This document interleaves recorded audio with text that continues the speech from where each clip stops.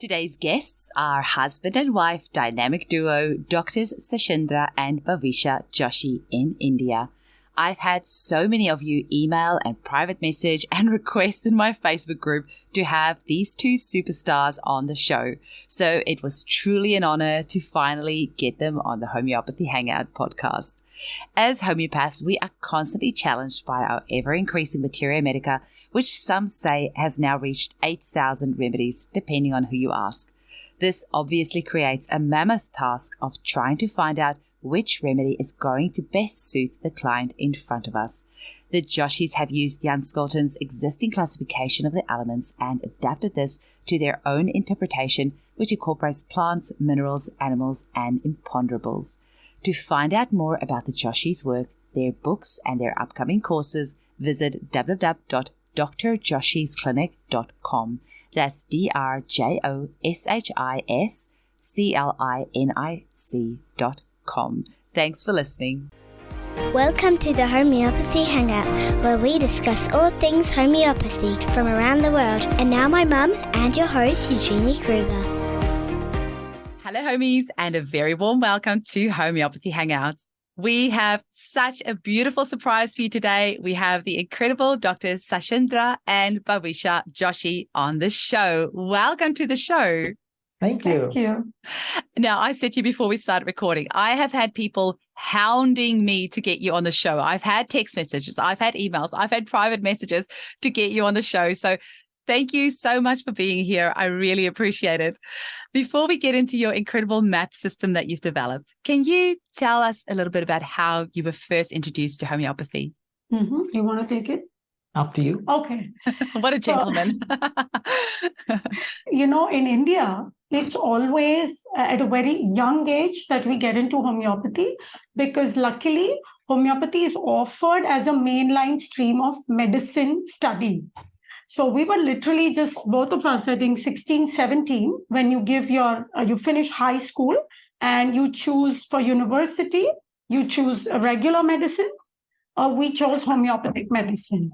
Yeah, so that was very young age, 17. And from then on, we have 5.5 years of rigorous training, which has so we get a doctor's degree at the end of it. So we have regular classes in anatomy, physiology, pathology, general medicine, gynec, blah, blah, blah. As well as we have homeopathic materia medica organon philosophy. So it's a very well blended learning system of 5.5 years. Amazing. And Shachindra, you've got to tell me, how did you meet this beautiful woman? Was it at college or... Was there much persuasion involved? The best way to get the right partner is to see the partner in action. And I got lovely 5 years to see her in action. And I said, okay, she's the right person. And believe me, it wasn't the homeopathic college actually that brought us together. Yeah. Look, along with medicine or learning homeopathy, there are so many things that you do as a person to maybe enlighten, to read more, to study more, to participate in various aspects of life. And one of the things that we both enjoyed doing was dramatics. And we met each other while doing our college dramas, where we would never meet each other throughout the year, but end up meeting each other during our college events every year, annually. And then we thought that our drama is going well. Why don't we continue it further for a little too long? Oh, that's beautiful. Now it will be 25 years next year that we'll be married. So yes, we passed out and the next thing was we got married. Oh, and I've got to know, what are your conversations like at home? Do you ever talk about anything other than homeopathy, or do you feel it's all consuming? Because my poor husband, he's not a homeopath, he's an IT professional, but he humors me by pretending to listen to all my stories of my clinic from the day. But do you find that a lot of your conversation evolves around homeopathy? I would say that homeopathy is such an integral part of our life. Yeah. So we breathe homeopathy, we cook homeopathy, we live homeopathy.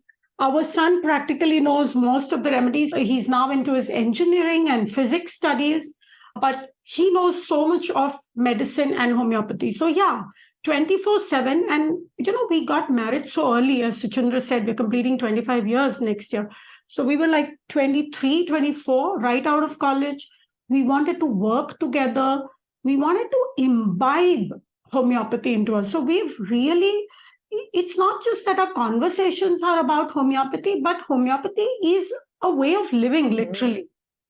Understanding the opposite person, understanding and observing your reactions and your personality. So we're literally living homeopathy daily. And I think that makes it very interesting and very healthy for us also. Absolutely. It's not work, honestly. For us, practice or maybe talking about it, it's not that, oh my God, we have to attend the clinic. It's always fun that, okay, what do we do? It is stressful. Maybe there's so many patients, many doing great, some not doing so, acute diseases that people come down with. It's more of a challenge and a brain stimulus that we get when we talk about homeopathy. So often at meal times, if she has seen a patient, she would come and discuss with me that, I saw this person, this was so peculiar. I tell her I saw this something amazing thing in the clinic, or the patient is doing such an amazing thing in his life. So you kind of see an entire world through that. And then you see, okay, did I give the right prescription? And then you kind of discuss, and it's so much fun.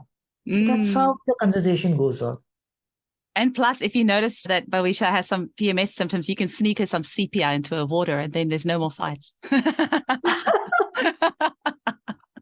So there's added benefits. I like that. So talk to us a little bit about the MAP system. What is it and how did it come about? I think homeopathy is not an easy science. And most people who come to homeopathy in India and abroad, everywhere, have something which they feel connects to that science and that pushes them to practice and do better and better. If you look at modern medicine or general medicine, homeopathy is way more difficult than that, where a person has to think, has to deduct what is to be given, and often the results can be challenging too.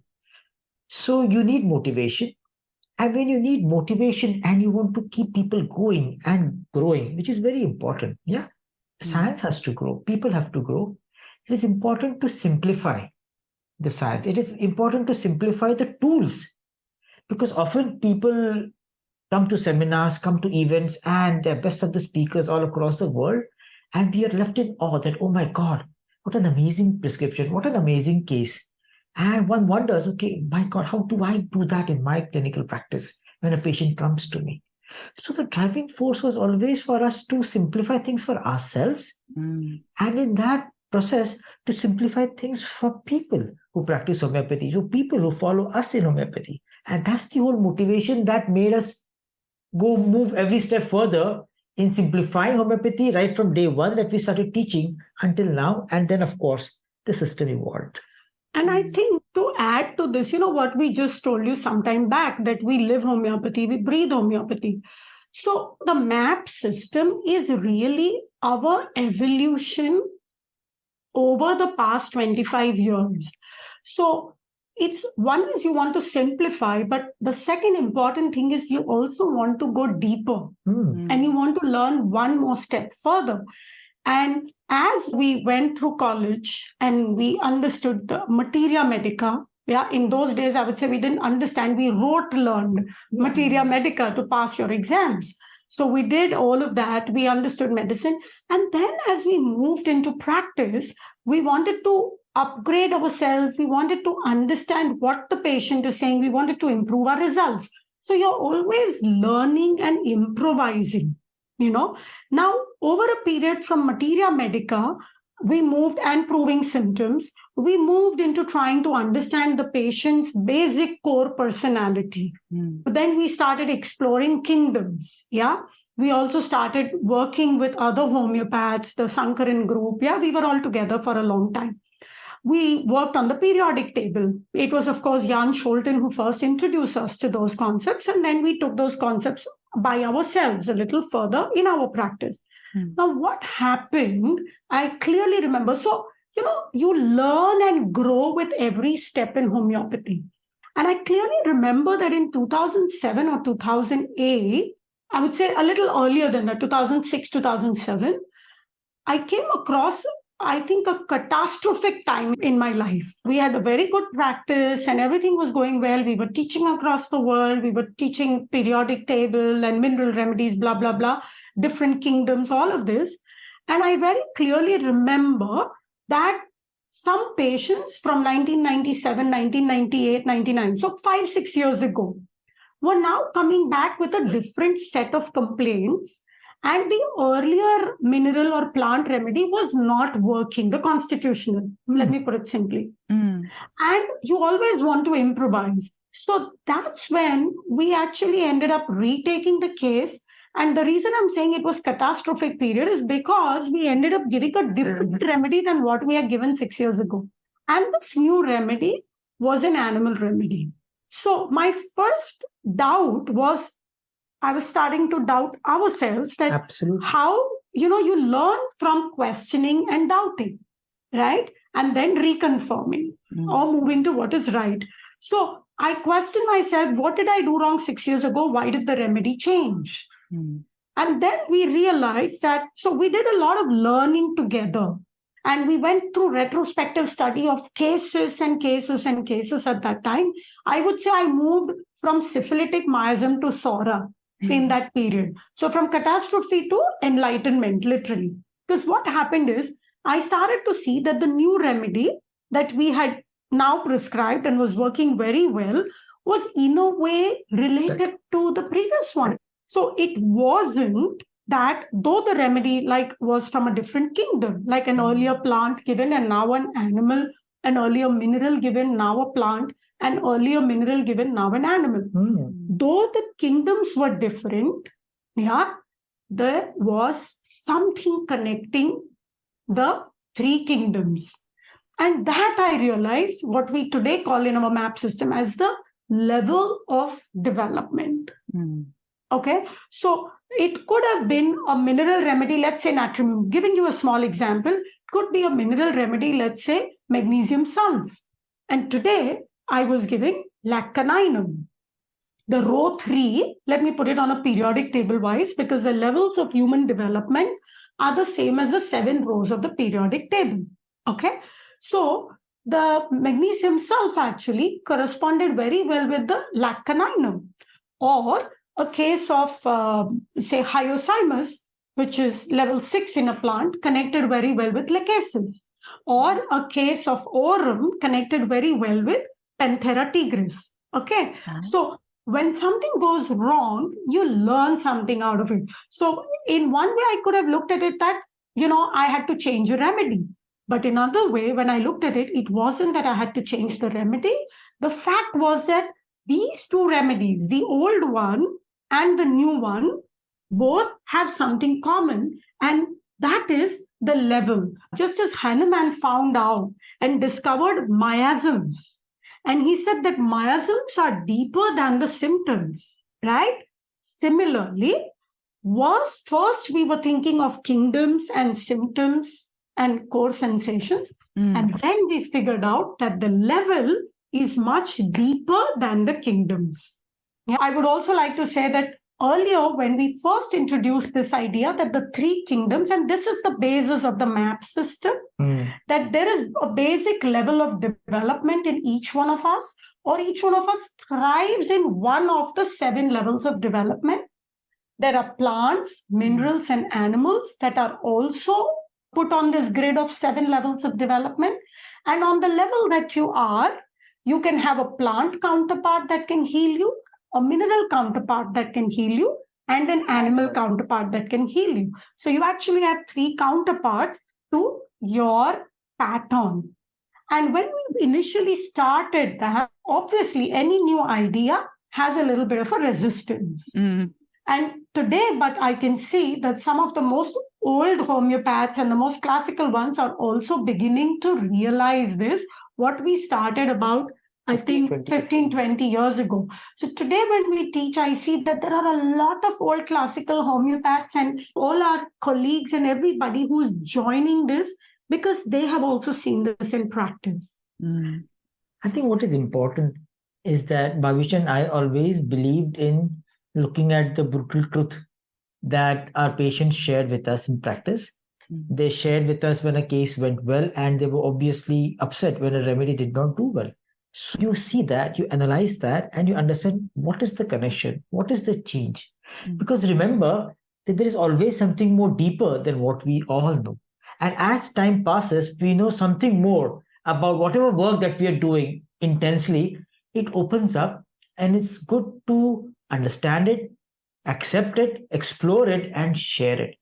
And that's where our ideas have been revolutionary, and we've been opening up and breaking concept that, no, there is something more beyond it. See that, because I'm sure if it's happening in our clinic, it's happening in everybody else's, because the truth is the same for nearly all of us. Are you able to talk to us a little bit about the levels of development? Like, what are they? Each human, each one of us, now let's make it very simple. Each one of us actually does go through all 7 levels of development. If you look at it, whether you look at it from the psychiatric point of view, you look at it from a spiritual point of view, you look at it biologically and physically. So let's break down these 7 levels simply. We all are born, right? Or rather, we all get conceived to begin with. So the first level of development is really the level of conception that we all go through. So we are all conceived at a point from energy, and we become matter. So that's that first level. And I'll explain you a little bit how people behave in these levels. The next level is the level where this matter that has come into being starts to develop a structure, starts to form its own structure. So you could compare it to the fetal and the infantile level, where all of us are in a womb. We all go through that development, and then we also have to leave the womb, right? After 9 months. So we begin, and we have to leave that boundary. We are within a boundary. So if you look at it in terms of consciousness, so in consciousness comes that one dot, which is conception. And then that dot begins to realize it's within this large boundary of consciousness.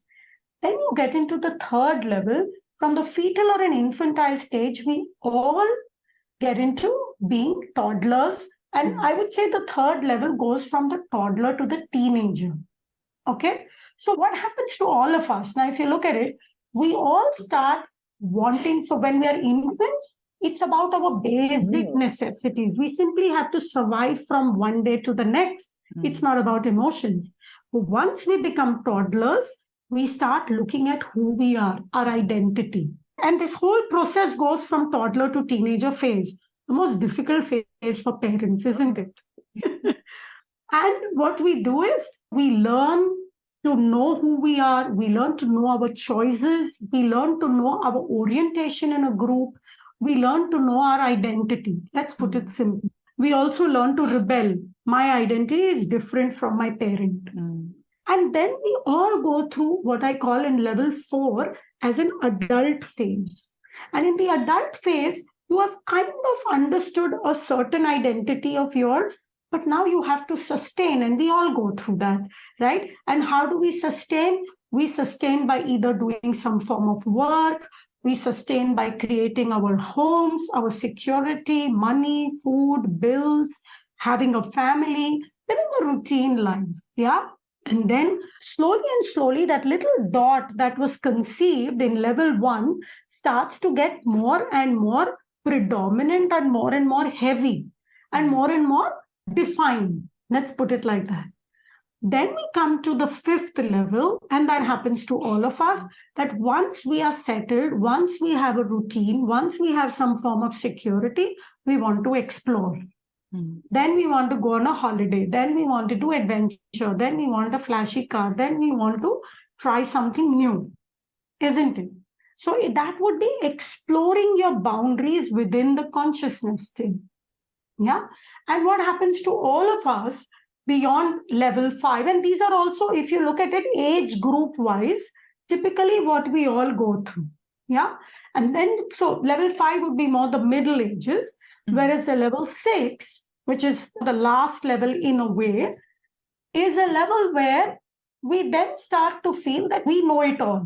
Because we have gone, or we have moved and evolved and grown from that almost inconceivable, small, little, imperceptible point to this thing which has now a structure, an identity, which has known the world.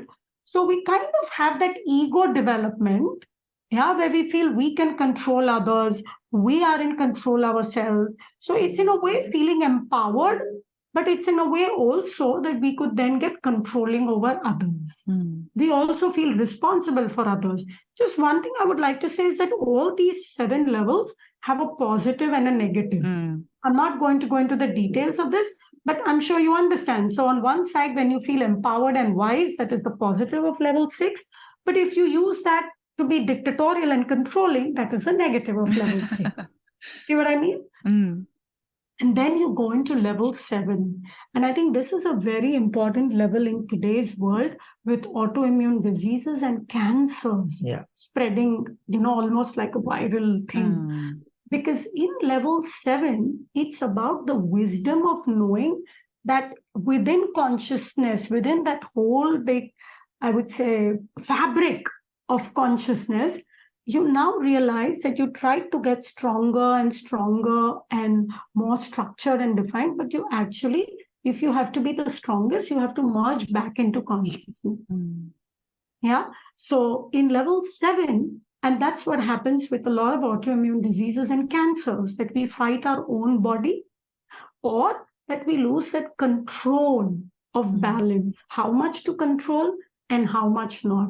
And then comes the wisdom that we have to actually give it all up. So the 7, in a way, goes back to the 1. And what I'm trying to say is, though biologically we will go through all these 7 levels, emotionally, we live in one of these levels predominantly. Like there could be a person who's living his entire life in level 2. Yeah. Or so it doesn't matter his age. He could be a 70 or 80-year-old that's still really in level 2. Yes, there could be a person who's just 5 or 6 years old and they already are very sure of themselves and they're almost dominating even older children than them and what they want, and they're very sure and very strong about their views and opinions. So you can see a level 6 there from the very beginning. So what I was trying to say is each one of us lives our lives in one of these 7 levels. Yeah. So I was just telling you that Aristotle has written very beautifully that man is a goal seeking, and that's what it is. In each of these levels, we are seeking a certain goal of that level.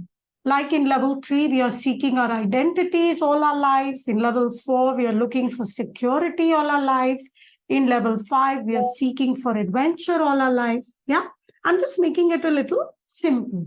Now, what is interesting is, so in the map system, what we found is not only that humans can be put on these 7 levels, plants can be put on these 7 levels, animals, minerals are already there because the basic grid of the 7 levels is the grid of the periodic table. I would say we've simply borrowed the fantastic periodic table matrix or grid, and we've realized that plants, minerals, animals, humans, we all follow this pattern of 7 levels and 18 columns. When I say 18 columns, these are the columns of the periodic table. So you can go from above downwards and from left to right, and you can fine tune the pattern, the energy that the person belongs to, and select a remedy. Absolutely. Imponderables are also on this grid. Yeah. Nosodes are part of the animal world. Yeah. And so are sarcodes. So I don't consider them separately.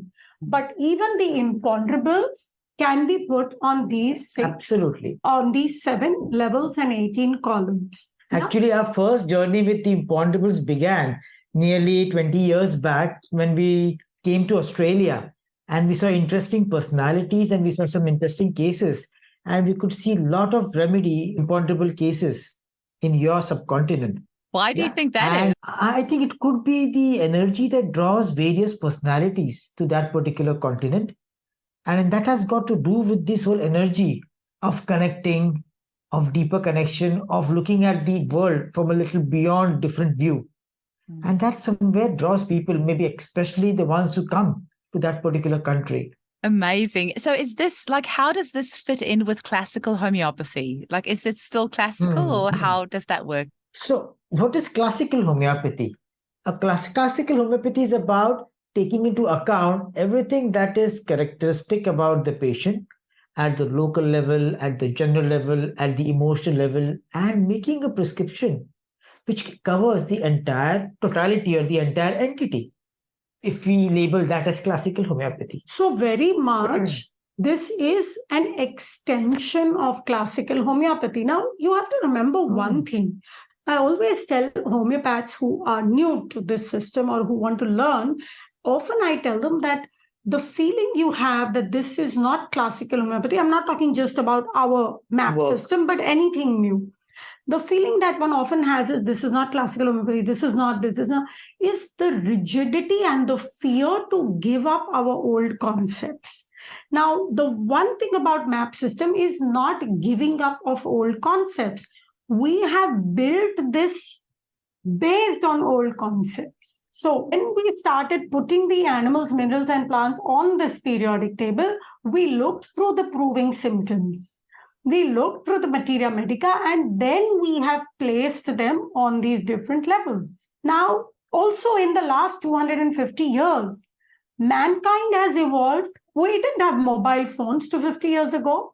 We didn't have autoimmune diseases and cancers so extensively 250 years ago.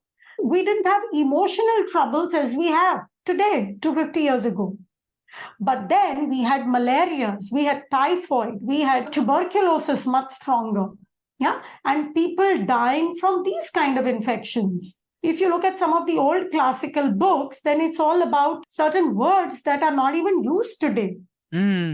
So when man has evolved, when the things around mankind have evolved, when the way we look at things have evolved, shouldn't homeopathy evolve as well?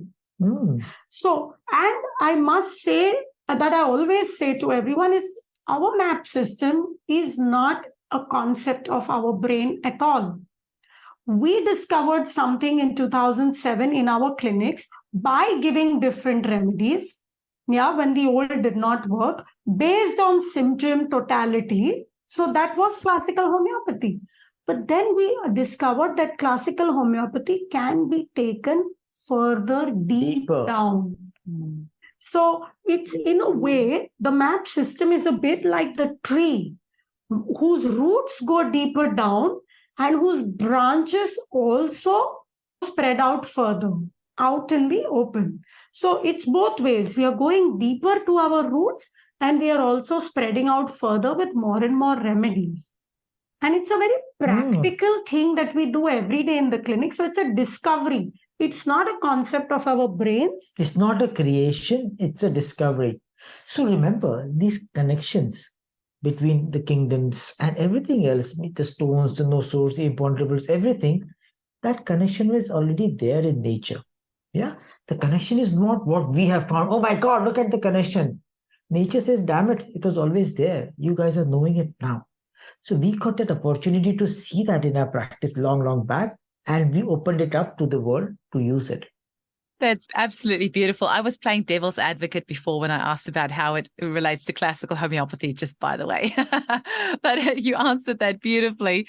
So how can people learn about the MAP system? Can you tell us a little bit about that? For any of the homeopaths listening that feel that this is something they want to employ in their practice, how can they learn about this? So what we have done is we have put about 30 hours of free videos on YouTube on our website, where everybody who wants to learn about the MAP system can read and watch those videos free of cost, without email IDs and without give your personal details, nothing. We want nothing. We just want people to watch. So they can visit our website, drjoshisclinic.com. And there's a whole section on free videos where they can see 30 hours of our regular videos, our courses, and our material, and they can understand the concept of the map to begin with. And of course, then they can join seminars, webinars that are conducted all across the world. So there are 8 books that we've written. And the books have also grown and evolved just like us. So we started with, my very first book was Homeopathy and Minerals in the periodic table. And then we went on to write a book on nosodes together. Then we did the quick book, which that was the first book. The quick book is the first book where we shared the connection between animals and minerals. That book was printed 10 years back, more than 10 years, and it's been translated in 4-5 languages all across the world. So all these, then we had the mammal book, the bird book, which is a very recent one, which explains the map system in great detail. So all our books have always a first section to the book, which is philosophy, where you understand case taking, you understand what we are thinking, why we are thinking, how we are thinking. Exactly. Then we have some practical applications. So that will be cases. And then starts the materia medica of that particular kingdom or sub-kingdom. So the information of these books is available on the website. You can buy those books online. And of course, as Shachindra said, if you keep in touch with us or send us a mail to our website, we will send you information about all our happening events in different parts of the world. It could be offline or these events could be online. So you can very much learn the system, and the community is growing. The map community is really growing all across the world. So you can be part of this community. Eugene, I would love to share something very personal to Bhawisha and me, is that since we've been teaching this map actively for the past few years, and there are many good map prescribers all across the world, So when we have events, we have classroom sessions, where there are discussions, we are amazed at the clarity that our participants have and the clarity in the prescription, the remedy selection. And often they are so good that we realize that they as well realize that the master that they're seeking out is working. The master that they're seeking out is connecting and clicking within them. And that is exactly what appeals to us as teachers, is then when the students are able to understand and use it in the right spirit. So that's the beauty of map system. I think it's wonderful to see our live case seminars where often the participants can analyze and come to a good remedy without us. And what I like about our events is everybody. So we have these monthly tonics when we give out these cases. There's one happening today in about 4 hours' time. And there are people from all across the world, all across, from New York to Australia, all the different time zones, Europe in the middle. Japanese too. And Indians and Japanese. So it's amazing. And the whole class of 80, we all come to the same level, the same column, a very similar remedy. And that's when and then we may have to just tweak it sometimes. And most of the times, everybody is on the same page. That's when you know that it's a reproducible system. You know that it is simple and easy to incorporate in practice. And you know that it is working well, because if different people all across the world can do it in the similar way, then it's absolutely, I would say, very grounded system.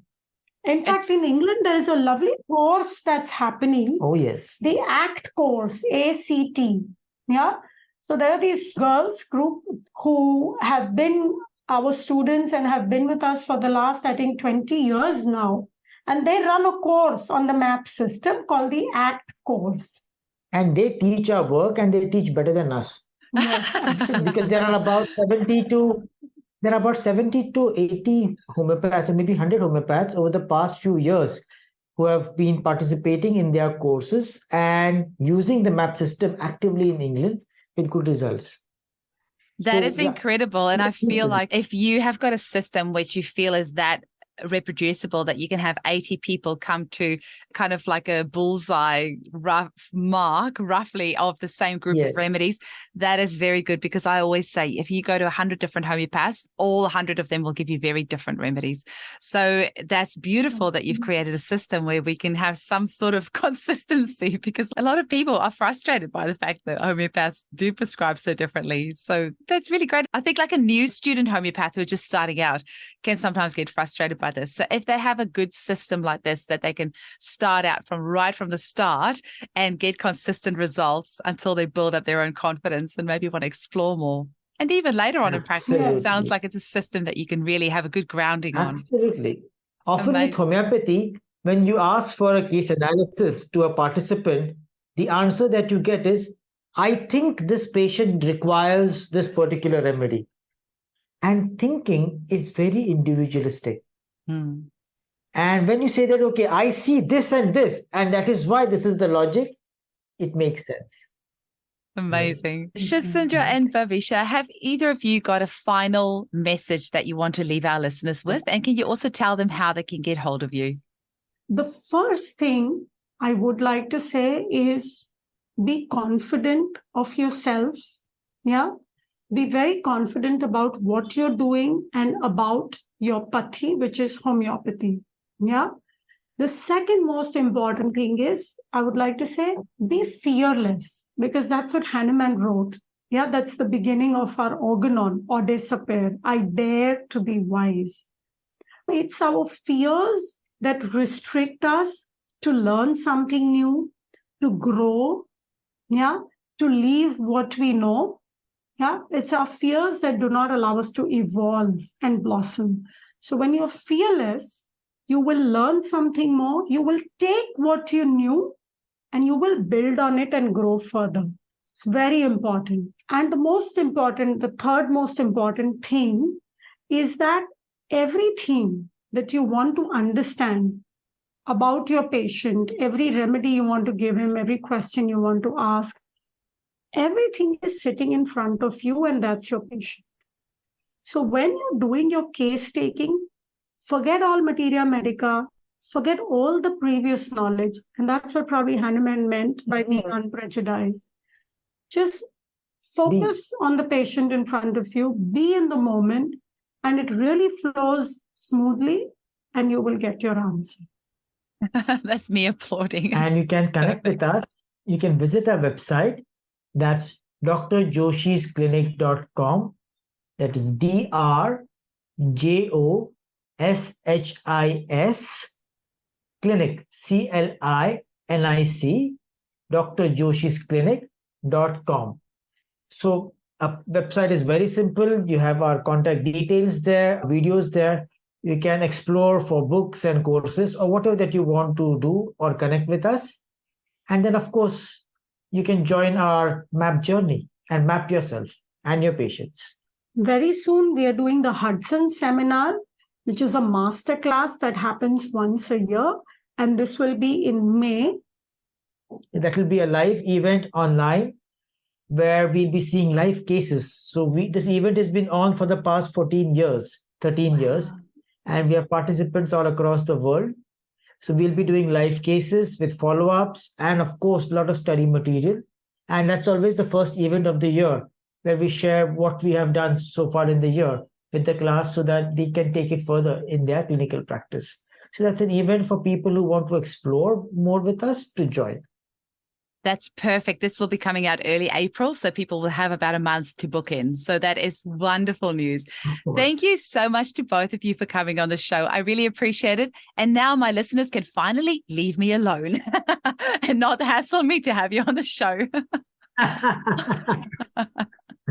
Have a wonderful day, and thank you so much. I'm so glad we have this and we got to meet you.